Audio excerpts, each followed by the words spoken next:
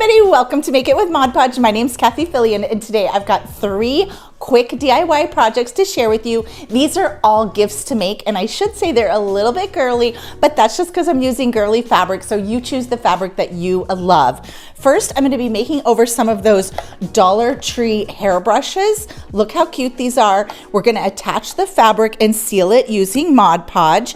Now, one of my favorite projects is these adorable, these were just tins from candies. We're going to make those over, so this is an upcycle project.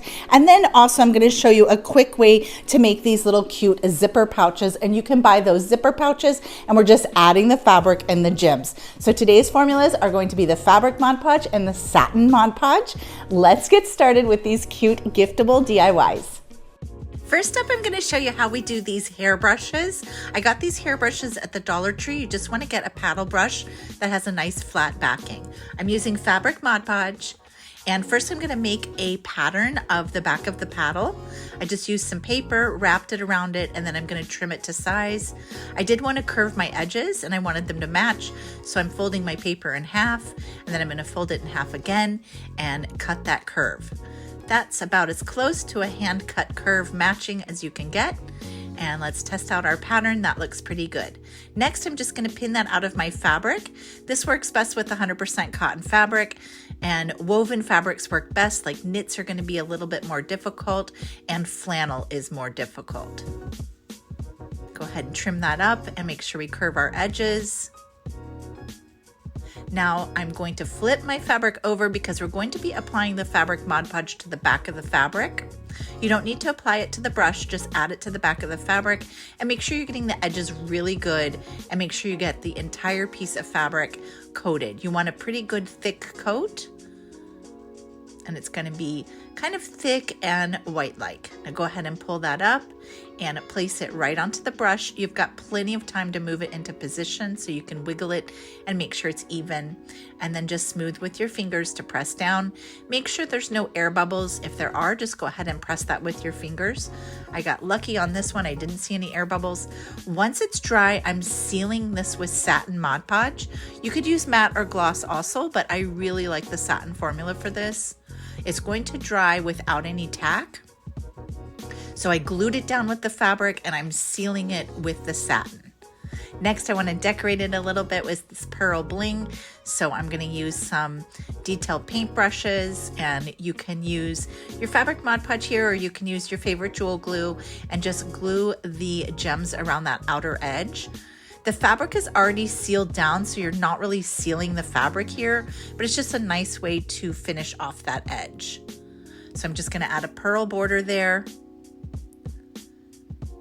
And then on our unicorn one, I'm going to do some larger pearls, and I'm doing that in a rainbow pattern. And then we've got our little disco ball cherries. And for the disco ball cherries, I'm going to use some of these silver bling. It almost looks like little tiny mirror balls. And I did the cherries and, of course, that border as well.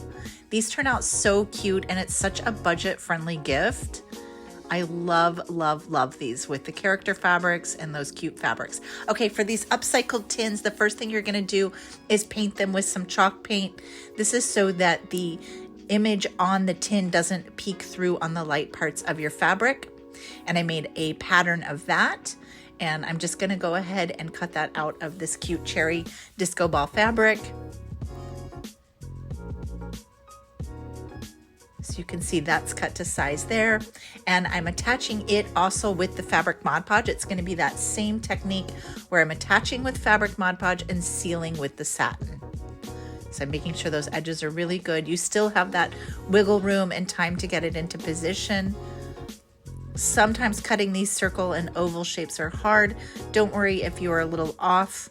Once you add your glitter and gems to the edges, you can trim away any extra. And once you add your gems on the edges, then any of those little imperfections will disappear. So now it's dry, and I'm going to go ahead and seal that with the satin Mod Podge. And before I add my gems, I'm going to glue down some trim along that outer edge. You don't have to do this step, but it certainly gives it a more finished look. So I'm using my detail paint brushes again, add some glue along the edge, And I'm gonna highlight the little cherries too. And give it a little bit of a blinged out edge. Look how adorable it is turning out. Of course, that still has to dry. And I'm gonna repeat those same pearls on the Hello Kitty tin. You can do these on Altoid tins, whatever kind of little tins that you want. See how cute those turn out. Perfect little gift. All right, let's do those bags. We're gonna do a heart in the center, measure that space there, and we're gonna go ahead and fold our fabric in half. And then I'm just making sure with my little measuring there that I'm tracing out a heart shape that will fit on the front of the zipper bag. So go ahead and trace out a heart shape. Of course, you could do an initial, you could do a star, you could do an all over pattern, you could do any kind of shape that you want. And I did go ahead and iron that. And then I'm adding the fabric Mod Podge to the back, and we'll just place it right in the center. I've done this many times, so I'm pretty good at getting it in the center. If you want a little help, I suggest putting a ruler across the top, just as a guide. I'm pressing really good with my hand. If you wanted to machine wash this bag, you could seal that with another top coat of the fabric Mod Podge. And I'm using that same pearl trim around the edge.